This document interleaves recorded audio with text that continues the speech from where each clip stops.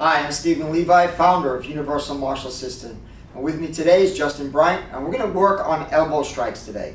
Elbows are a great weapon to be used when you're in close.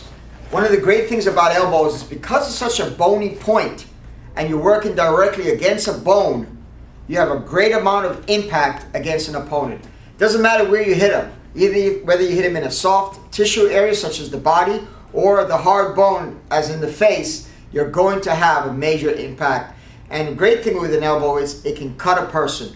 When you cut someone, especially if you're in a mixed martial art fight or a no-holds-barred fight, you're going to pretty much be guaranteed to win simply because the referee is going to probably stop the fight because of all the excessive bleeding.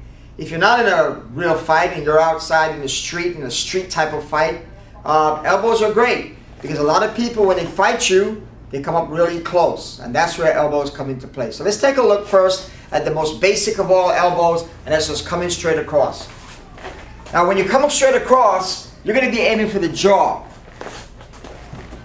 Now notice how he places his hands. He keeps his hands open, not closed in a fist. One of the problems is if you close your fist, you may actually punch yourself by mistake. So keep your hands open, and the back of your hand should come across your face.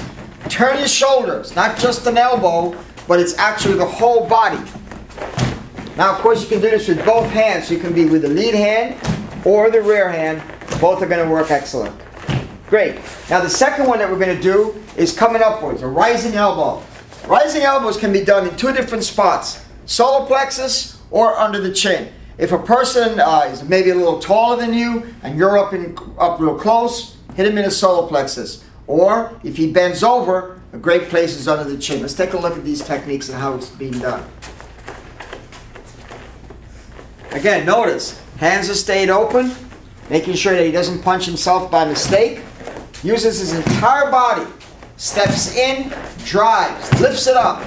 Uses his hips, almost as if he's lifting a very heavy weight upwards.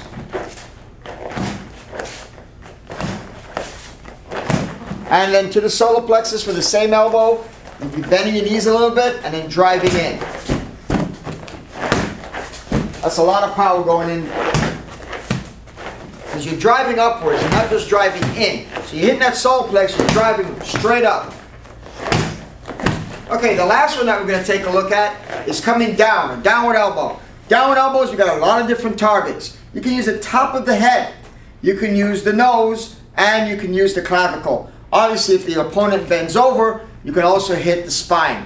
That may not be legal in MMA or no-hold-barred regulations, but on the street, anything goes. Let's take a look at this. Downward. Notice that he's doing a full circle coming around. This is how he generates power to bring it down. So it's not an up and down motion, but rather almost as if you're throwing a football. Big old circle with the arm coming up and down. Now we're going to take a look at this against a live opponent to show you how we grab and utilize your opponent to use these elbows. Alright, now we're going to work with a live opponent. And Carl Jerome is here to help us out with this. Alright, let's take a look first at a clinch. Because you can't really do elbows really close without clinching. First of all, we're going to get our hands behind his head, not behind the neck. This is controlling the head, and of course wherever the head goes, the body's going to follow. You never grab a guy behind the neck, because if you do, he's going to be using his back to move you. So it's important that right there. Second, the arms. The arms are almost like a necktie. They're going to be tight, squeezing in, and placing them nice and tight up against his upper chest. So now it allows him to push and pull just using the arms. Of course, you can also turn your opponent from side to side much easier because you're stronger this way. So never, you don't finger lock your arms, you crisscross them over the top of the head. Now, he's here, he's holding on to the opponent, he's going to start doing elbows. First elbow he's going to do is come straight across and forward elbow and strike him in the jaw. Obviously, the opponent doesn't want to stay here. The opponent wants to get away. He's going to be trying to pull back. So you let him. And as he goes backwards, you fire an elbow right across his jaw. Real simple, real easy to do. Make sure that you hold him with the other hand so that you're controlling the distance that he moves. You don't want him getting out of your range.